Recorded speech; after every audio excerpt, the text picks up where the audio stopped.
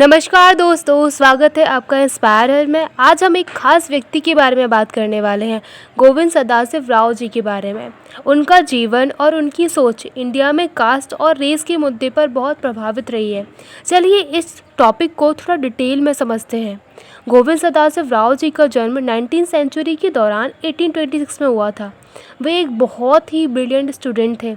उन्होंने अपने जीवन का बहुत बड़ा हिस्सा सोशल रिफॉर्म और इक्वालिटी के लिए लड़ने में बताया। उनका रियल नेम गोविंद राव था। चलिए अब समझते हैं कास्ट सिस्टम क्या होता है।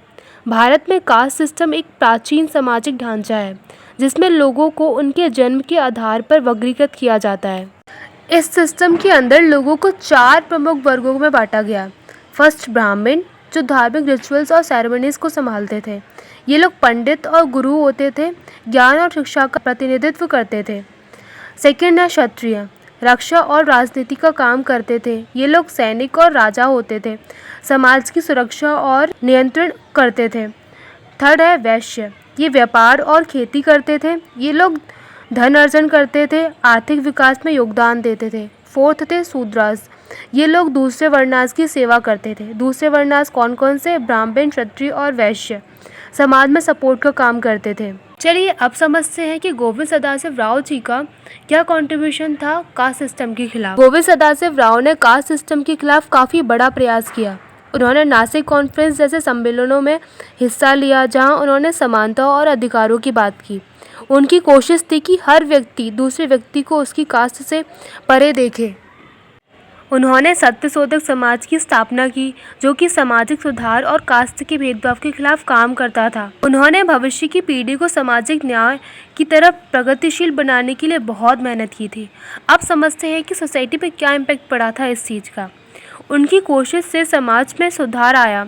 बहुत से लोगों ने अपने अधिकारों के लिए लड़ना शुरू कर दिया। उन्होंने ऐसा लोगों के लिए प्रेरणा बनने का काम किया जो कास्ट के भेदभाव से परेशान थे। उनकी सोच आज भी बहुत लोगों को इंस्पायर करती है। चलो अब हम रेस के कॉन्सेप्ट पर गौर करते हैं। रेस एक ऐसा शब्द है जो लोगों की बायोलॉजिकल और फिजिकल कैरेक्टरिस्टिक्स को दर्शाता है, जैसे स्किन कलर, फेशियल फीचर्स और हेयर टाइप। भारत में रेस सिर्फ एक बायोलॉजिकल पहलू नहीं बल्कि इसका सामाजिक और आर्थिक प्रभाव भी है। लोगों की रेसेस ने उनकी सामाजिक स्थिति, व्यवहार और अधिकारों को प्रभावित किया है।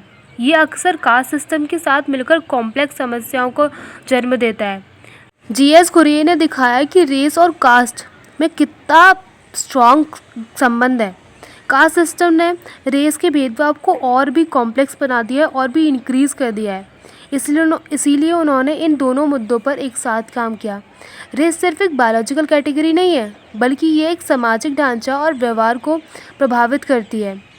जीएस राव की सोच आज भी हमें याद दिलाती है कि हमें इन सब भेदभाव के खिलाफ लड़ना चाहिए।